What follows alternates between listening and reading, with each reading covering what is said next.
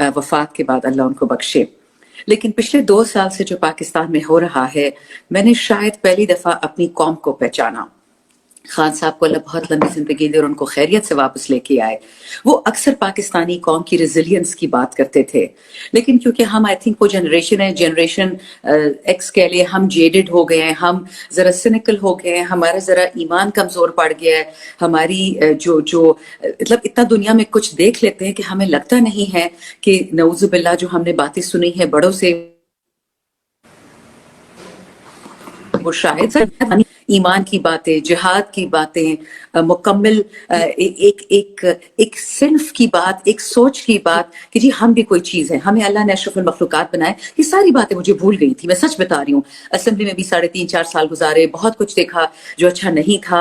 कुछ लोग तो ऐसे भी देखे ऑब्वियसली जो दूसरे लोग हैं, हमारे लोग नहीं, कि वो लोग अल्लाह की किताब पे भी हाथ रखे झूठी बात कहते थे, तो इंसान का दुनिया से और जिंदगी से दिल उठ गया। और ये इमरान खान हमें बार बार कहता था कि नहीं नहीं, आपने दिलासा, आपने दिल, आपने हिम्मत नहीं हारनी। मेरे पाकिस्तानी, हमेशा कहते थे मेरे पाकिस्तानियों, कहता इनमें जो रेजिलियंस है वो आप लोगों ने नहीं देखी। और नेचुरली इंसान सोचता था कि पता नहीं खान साहब किन पाकिस्तानियों की बात करें, हमें तो कोई नहीं नजर आता।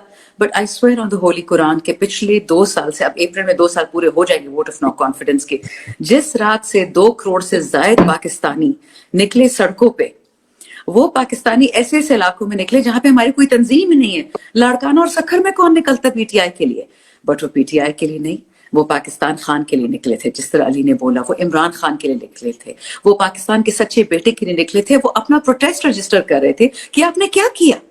रातों रात एक ईमानदार आदमी को हटा दिया, जिसने आपको कोविड में रोटी पहुंचाई, जिसने कोरोना में आपको खाना पहुंचाया, आपको दवाइयां पहुंचाई, अस्पताल बंद नहीं हुए, स्कूल चलते रहे, इम्तिहान होते रहे, यूनिवर्सिटियां चलती रही, उस आदमी को आपने हटा दिया, जिसको न्यूज़वीक और फाइनेंशियल टाइम्स और न्यूयॉर्क टाइम्स कहता है कि दुनिया के टॉप 3 ममालिक थे जहां पे आपकी शरह अमवात सबसे कम थी कोरोना में, उनमें पाकिस्तान था।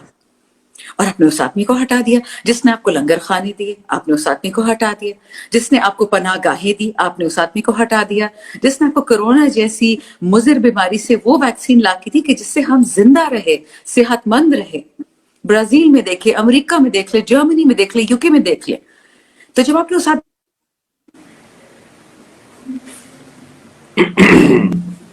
I think we lost नहीं, I'm back. Yeah. Can you see me?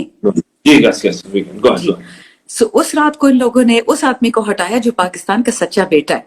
मैं आपको छोटी सी मजाहिया सी बात बताऊंगी। मैं जब जेल गई अडियाला तकरीबन 9 अगस्त को, रात देर से पहुंची थी, तो अगली सुबह को मुझे पता चला कि मैं नजर बंद हूं, यानी मैं जेल में भी घूम फिर नहीं सकती।